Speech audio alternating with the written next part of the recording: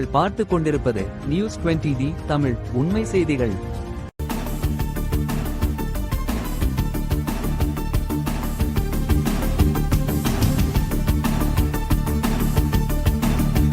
கொடைரோடு அருகே ராமராஜபுரத்தில் கர்ப்பிணி பெண் மர்மமான முறையில் உயிரிழந்த நிலையில் வரதட்சணை கேட்டு கொலை செய்யப்பட்டதாக உறவினர்கள் காவல் நிலையத்தை முற்றுகையிட்டு 2 மணி நேரத்திற்கு மேலாக தர்ணா போராட்டத்தில் ஈடுபட்டு வருவதால் பரபரப்பு ஏற்பட்டுள்ளது.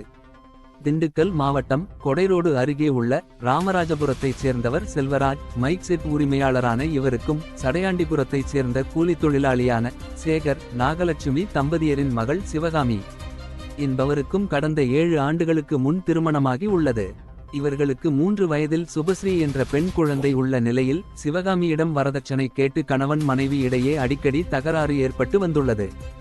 இந்நிலையில் நேற்று மாலை வீட்டில் யாரும் இல்லாத நேரத்தில் சிவகாமி வீட்டில் மர்மமான முறையில் உயிரிழந்ததாக அக்கம் பக்கத்தினர் காவல்துறையினருக்கு தகவல் தெரிவித்தனர். இதை அடுத்து தகவல் அறிந்து சம்பவ இடத்திற்கு வந்த அம்மையநாயக்கனூர் காவல்துறையினர் சிவகாமியின் உடலை மீட்டு உடற்கூறு ஆய்வுக்காக திண்டுக்கல் அரசு மருத்துவமனைக்கு அனுப்பி வைத்தனர். மேலும் இச்சம்பவம் குறித்து வழக்கு பதிவு செய்த காவல்துறையினர் சிவகாமி கொலை செய்யப்பட்டாரா அல்லது தற்கொலை செய்து கொண்டாரா என்ற கோணத்தில் தீவிர விசாரணை செய்து வந்தனர். இந்நிலையில் உயிரிழந்த சிவகாமியின் உறவினர்கள் சுமார் 200க்கும் மேற்பட்டோர் அம்மைநாயக்கனூர் காவல் நிலையத்தை முற்றுகையிட்டு வரதட்சணை கொடுமையால் சிவகாமி கொலை செய்யப்பட்டார்.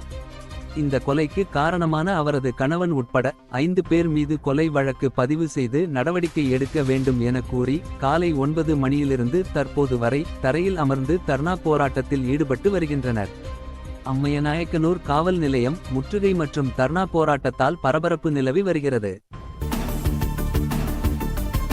நியூஸ் 20D தமிழ் செய்திகளுக்காக ஆசிரியர் தினேஷ்குமார். உண்மை செய்திகளை உடனுக்குடன் தெரிந்து கொள்ள நியூஸ் 20D தமிழ் செய்திகளை சப்ஸ்கிரைப் செய்யுங்கள்.